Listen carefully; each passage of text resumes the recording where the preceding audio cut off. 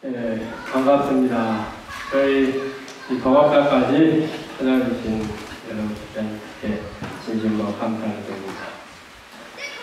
제가 먼저 이 덕악사에 대해서 간략히 한번 좀 설명을 드릴게요. 저희들 이 덕악사는 한 1200년 좀 넘습니다. 한 1300년 정도 됐다. 그렇게 되고 있습니다. 그리고 이 덕악사 하면은 가장 먼저 이제 저희들이 빠뜨릴 수 없는 것 중에 하나가 이제 도성국사거든요. 도성국사는 잘 아시죠?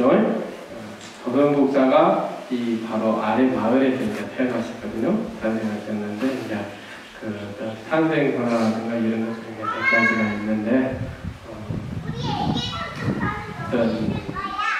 처녀가 그 당시에 여러 가지가 서로가 많이 되었는데 처녀가 이제 마을에서 선생님으로 참외를 먹고서 잉태해가지고 나왔는데 어떤 아버지도 없이 처녀가 예를 됐기 때문에 그래서 나중에 아이를 낳았을 때 자기 부모님들이 아이를 내다버렸대요.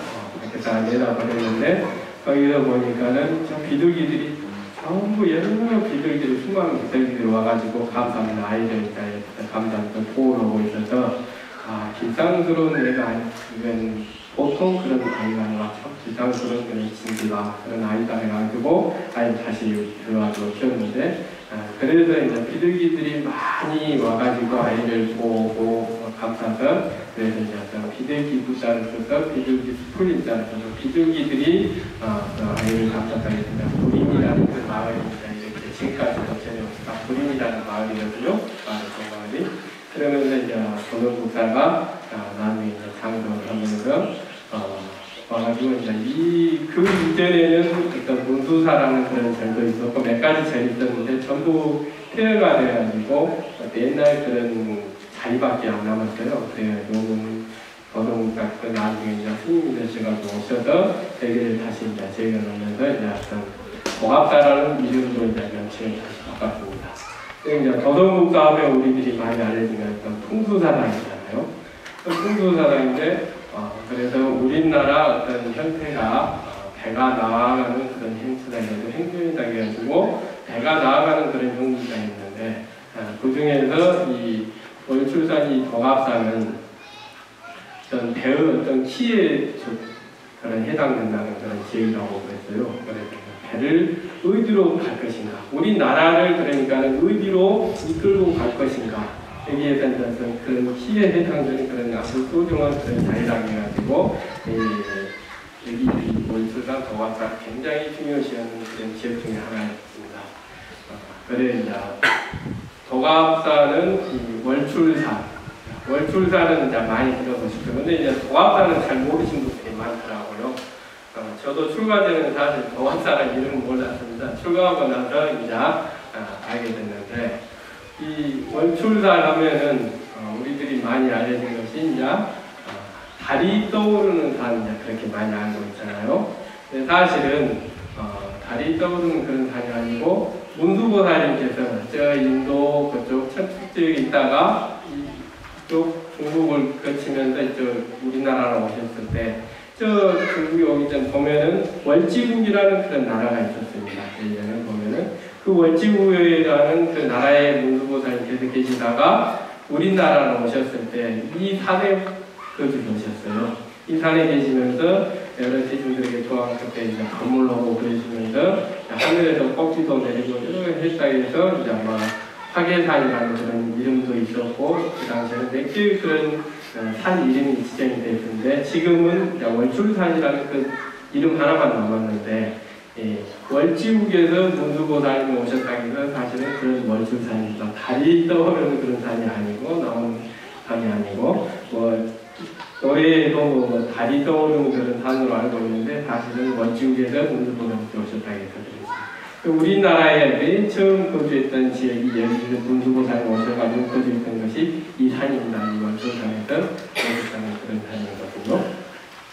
그래, 저희 덕악사 같은 경우는 몇 가지 어떤 보험이라든가 이런 복도라든가 몇 가지가 있는데 그 중에서도 조선시대 때 보면은 세조임금 당시에 세조임금이 어떤 운수보살님의 가피를 입고서 이제 등창해갖고 몇 가지도 굉장히 어떤 소유물 많이 받습니다. 가피를 많이 입고 그랬는데 그래서 세조임금 당시에 굉장히 문수보살님을 세조임금은 굉장히 중요시했어요. 굉장히 공경을 하고 참 그랬었는데 그래가지고 그 당시에 이제 스미 스님이 계셨고 또 신미 스님이라는 두 분이 계시고 당대에 크게 아주 대사로서 크게 전망을 날리신 두 분이 계셨어요. 그래가지고 신미 스님이라든가 이런 분들은 어떤 한글을 창제하는 데도 크게 아주 기여를 하셨어요. 신미 스님 같은 경우는 굉장히 뛰어난 학자였고 그러셨어요. 그래서 이제 한글을 창제하는 데 사실 주도적인 역할을 했거든요. 근데 조선시대 때는 어떤 불교가 핍박을 받고 유교가 어떤 승강을 받는 시대라서 불교를 말살하기 위해서 하는데 어떤 신미스님이라든가 이런 분들을 드높일 수가 없으니까는 한글을 창제하는데 주도적인 역할을 했지만 신미스님을 항시 배제하는 그런 배제했죠. 그래서 하지만은 역사 연구적으로는 배제를 했지만은 사실은 크게 신미스님이 주도를 해가지고 한글을 창제를 하셨죠. 거의 다시켜가지고 그래서 수미 스님이라든가 이런 분들도 신미 스님과 같이 이제 크게 어떤 도반으로서 절실한 도반으로서 이제 크게 어떤 법력이 높으신 분들이었습니다. 그래서 세조 임금이 신미 스님과 더불어서 이제 여러 가지 이제 이야기를 많이 나눴어요. 여러 가지 이야기를 많이 나누고 그랬는데 문수보살님에 대해서 말씀을 하시다가 문수보살님은 맨 처음 이런 도량은 오셔서 머물렀던 그런 도량은 월출산 도갑사라는 곳이라고 말씀을 하셨어요. 그래서 이 월출산 도갑사에서 그러면은 어떻게 됐냐면 그 당시에는 거의 폐허되다 시켜가지고 조그맣게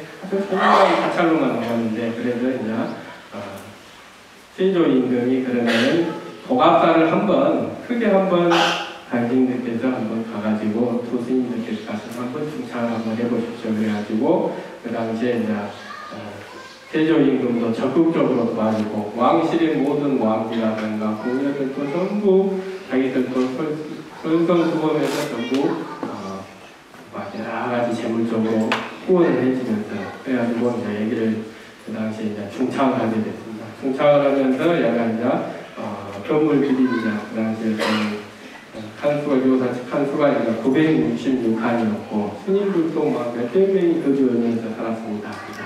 남자들도 굉장히 많았고 그랬는데 그래서 지금은 이 도갑사가 저 대흥사의 말사로 되어 있지만은 대흥사가 본사고 이 도갑사가 말사인데 그 당시에는 이 도갑사가 본사였고 대흥사가 이 도갑사의 말사에 소속됐었거든요. 그 정도로 여가 이제 크게 도움을 했습니다.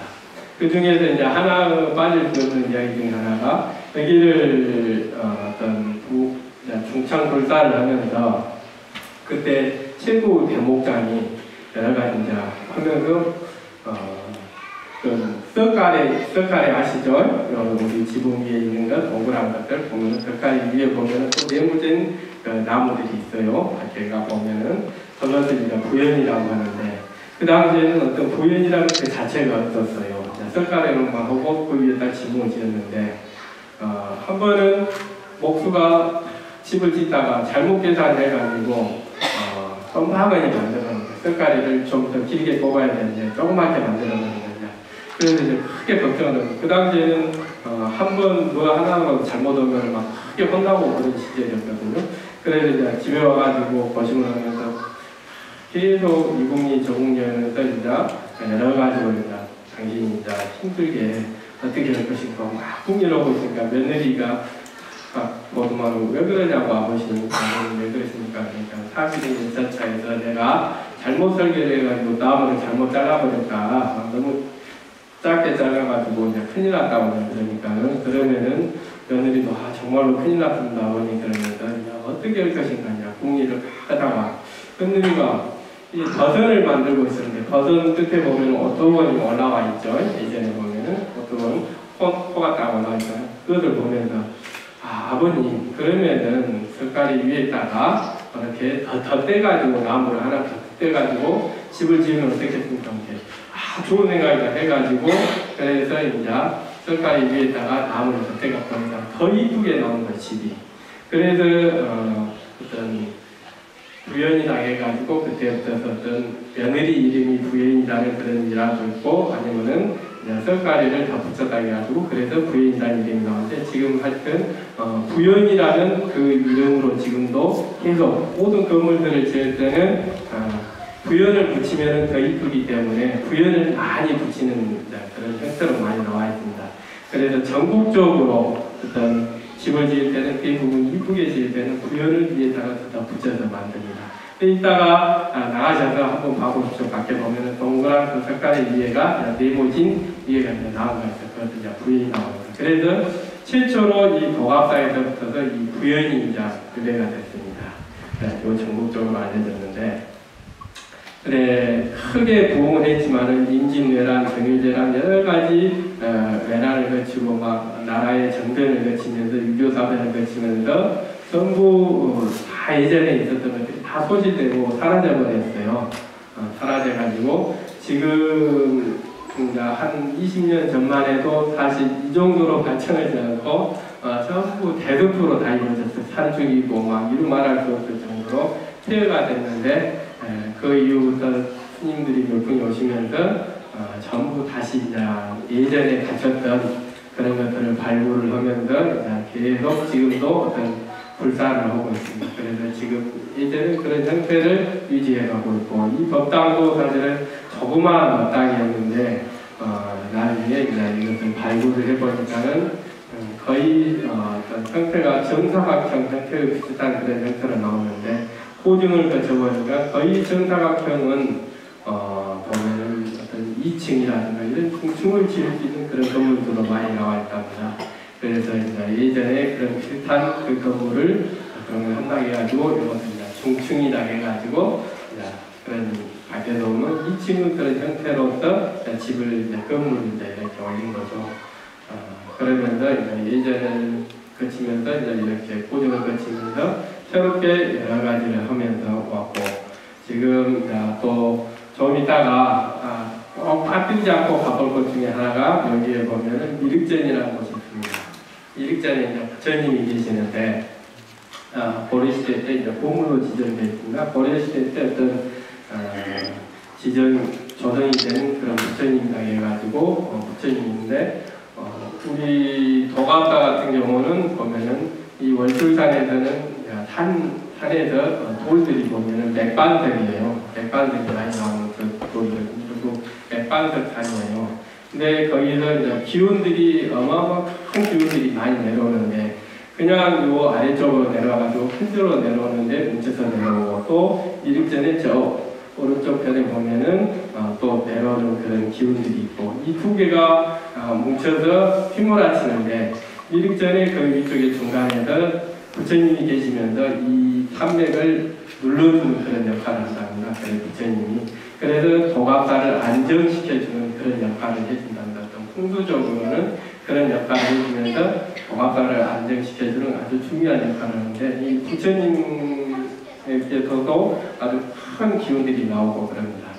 그래서 아주 굉장히 효력이 있고 어떤 영험이 깃들면서 아주 중요한 역할을 해주는 그 부처님 계시고 거기서 이제 조금만 더 위로 올라가면은 도돈수미왕자님이 있는데 도돈국사하고 수미스님을 기리기 위해서 크게 이제 비를 조성해서 있는데 거기 보이 비가 보면은 거북이라든가 이런 것들이 다른 데 조성되는 거하고 틀리게 굉장히 힘이 있습니다. 아주 힘차게 조각이 되어 있어요. 남들이 보면 다들 놀래요. 그 비를 보면은 저도 몇 군데를 봐봤지만 거기처럼 참 힘차게 조성이 된 것은 참 찾아보기 힘들거든요.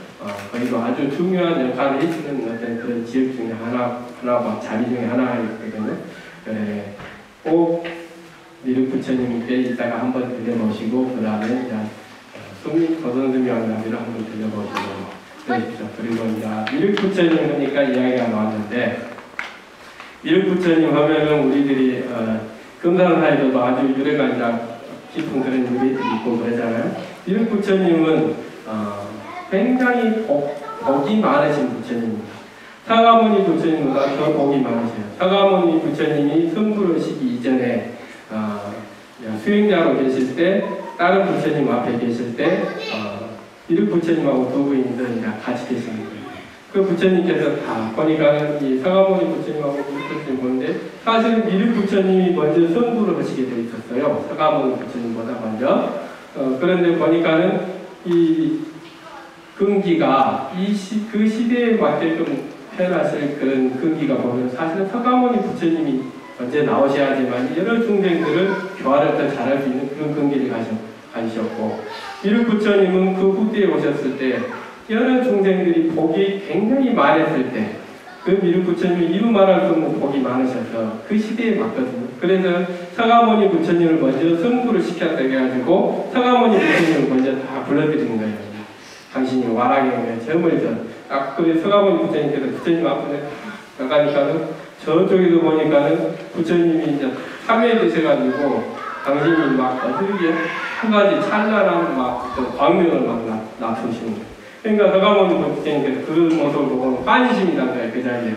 그래가지고 부처님을 찬탄하면서 일주일간을 쉬지 않고 부처님을 찬탄하는 거예요. 대적정진이라 해가지고 이런 정신도 일주일간을 계속 찬탄하니까 그 공덕으로 굉장히 더 앞당겨가지고 먼저 승부를 시게 됐습니다. 다음 때에 미륵 부처님보다 먼저 승부를 시게 돼가지고 서가모니 부처님께서 먼저 나오신 겁니다. 승부를 하셔서 나오셔서 중생들을 교화해가지고 저희들에게도 어떤 불법을 전해주고 다음 후대에는 그래서 이제 미륵 부처님 오신데 이 미륵 부처님의 세상에서는 우리들이 하얀 그런 복들을 많이 지어야 됩니다. 그 시대는 복이 많은 사람들이 태어나게 돼 있어요. 미륵 부처님 세상에는.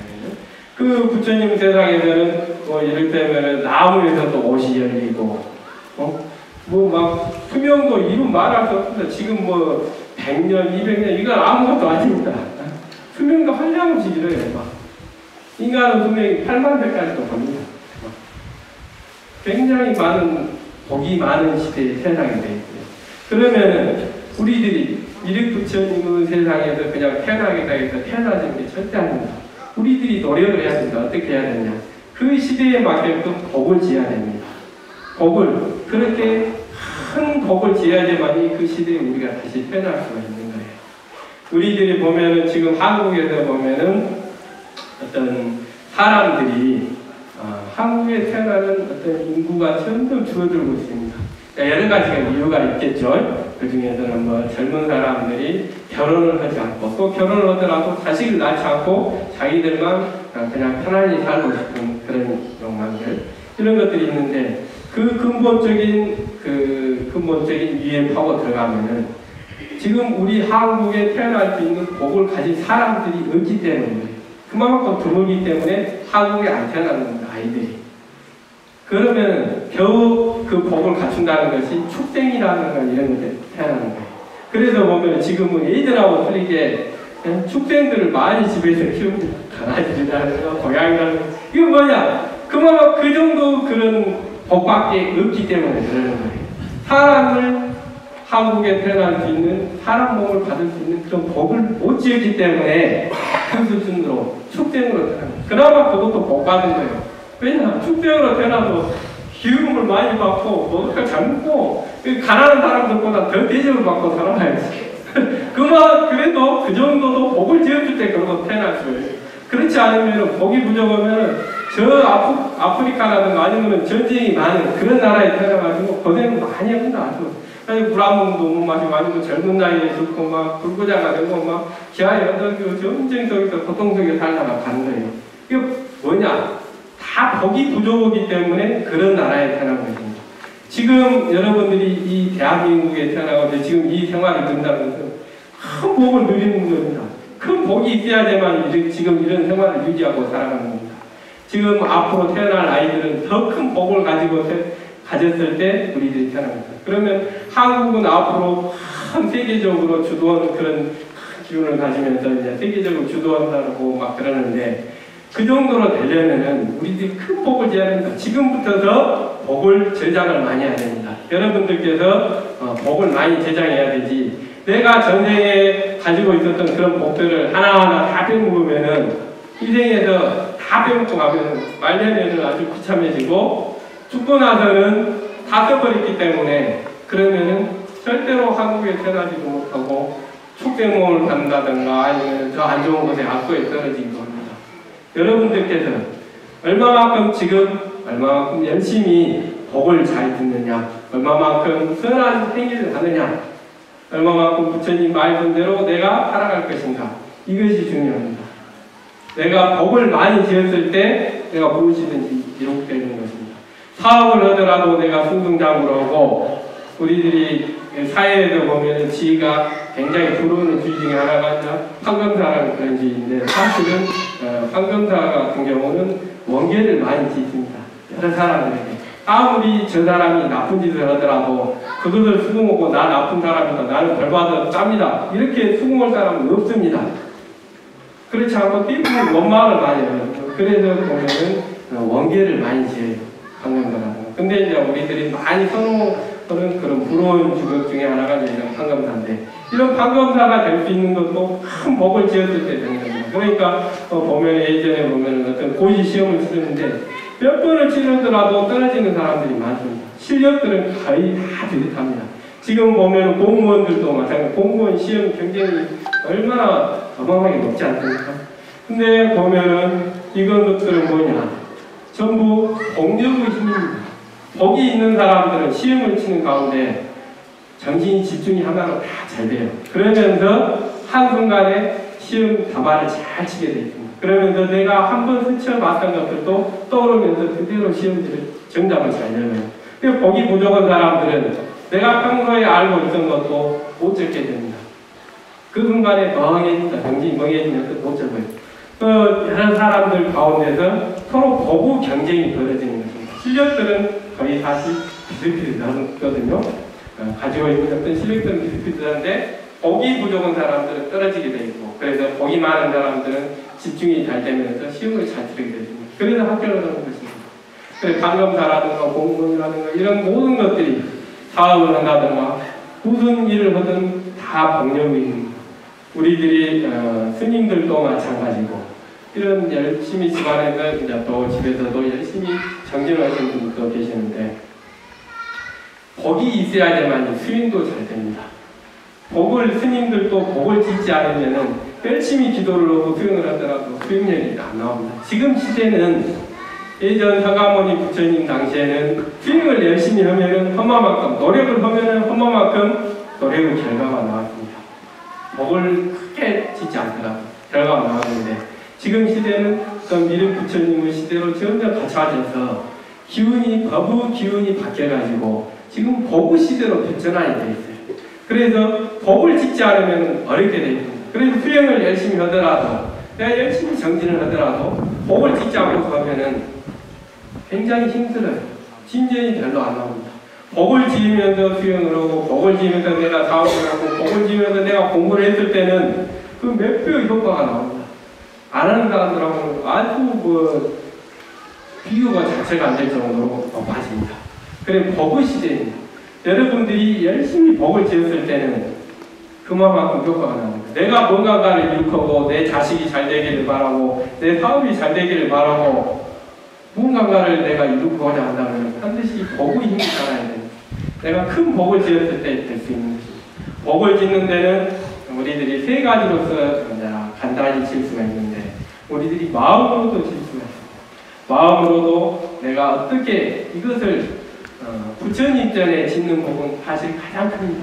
왜냐하면 부처님 가장 밝은 분이고 복이 많은 분이기 때문에 그 밝은 곳에 짓는 복은 다른 곳에 짓는 것하고는 공력이 틀립니다. 몇 배의 효과가 나옵니다. 그래서 내가 청소를 하더라도 내가 법당에 청소하는 거하고 내 집안에 청소하는 거하고 그 복력이 차원이 틀려져요. 그래서 내가 어디에다가 어떻게 복을 지을 것인가 얼마만큼 밝은 곳에 복을 지을 것인가 이것이 중요합니다. 마음으로 짓는 복. 마음으로 짓는다는 것은 내가 지나가는 사람을 보더라도, 가난한 사람을 보더라도 내가 그냥 지나치지 않고 마음으로라도, 실행은 못하더라도 마음으로라도 저 사람에게 1,000만 원을 주고 1억을 주고 얼마를 줄 수가 있습니다. 근데 사람들은 마음으로 교랑해도 마음으로도 못합니다. 왜냐하면 연결이 안 돼 있으면 내 마음 자체가 그러고 사람들에게 베풀지 못합니다. 내 마음으로 짓는 그런 복의 연습을 먼저 해야 됩니다. 그래서 내가 복을 짓는 것입니다. 부처님 전에 내가 지나가는 저 고급 승용차가 있더라도 내가 그냥 가지 않고 그것을 내 것이 아니지만 그것을 부처님 전에 그냥 공양 올리면 됩니다. 부처님 전에 공양 올리십시오. 그리고 내가 못하더라도 마음으로라도 항시 이런 사람들에게 베풉니다. 내가 없이 살다가도 월급날이 돼가지고 돈이 들어와가지고 가지고 있는데, 그러면은 가난한 친척이라든가 누가 이웃이 와가지고 꼭 그런 사람들 찾아가지고 돈 좀 빌려달라는 사람들이 있습니다. 그러면은 대부분 사람들은 마음으로 이제 거부를 합니다. 어찌 이럴 때만 와가지고 나에게 돈을 달라고 하는 거 그러면서 안 주려고 합니다. 근데 그러지 마시고 내가 어디 딴 데 꼭 써야 된다면 마음으로라도 그 사람에게 100만 원이든 1000만 원이든 1억이든 줘보십시오. 마음으로 한번 오늘부터 연습을 해보십시오. 마음으로 짓는 복이 굉장히 또 수승합니다. 마음으로 이렇게 연습을 하시고 또 그 다음에는 몸으로서 이제 또 하는 그 복을 짓는 수가 있는데, 우리들이 이렇게 청소를 한다든가 마땅히 와가지고 청소를 한다든가 길거리를 지나가면서라도 남들은 다 버리고 내버린 담배꽁초라든가 휴지라든가 이런 것들을 또 짓는 것입니다. 남들이 안 한다고 해서 나도 안 하지 마시고 내가 이렇게 몸으로서 또 짓는 복이고, 그 다음에는 어떤 가장 수승한 것은 이 세 번째 중에서 가장 좋은 것은 물질적으로 짓는 복입니다. 이 물질적으로 짓는 복은 마음이 들어가고 실행이 들어가 있습니다. 그 안에는 물질로 짓는 복이 가장 빠르고 가장 큽니다. 물질로서 내가 정말로 부처님 전에 밝은 곳에 이렇게 향을 했을 때 크게 내가 향을 할 수가 있는 것입니다. 우리들이 부처님 전에 짓는 복은 다른 데 짓는 복하고는 틀려서, 부처님 전에 짓는 복은 내가 또 세세생생 사람 못 받아가지고 부처님을 향해 가면 그 복을 예전에 지었던 복을 다시 또 받고 또 받는다고 그랬습니다. 부처님 전에 짓는 복은 굉장히 수승하고 박습니다. 여러분들께서 그렇기 때문에 이 밝은 인연들을 찾아서, 밝은 부처님 도량을 찾아서 항시 복을 짓는 것을 놓치지 않고 열심히 하신다면 여러분들이 원하는 것은 다 성취됩니다. 이렇게 불교대학에 오셔서 우리들이 뭔가를 배우고 가잖아요.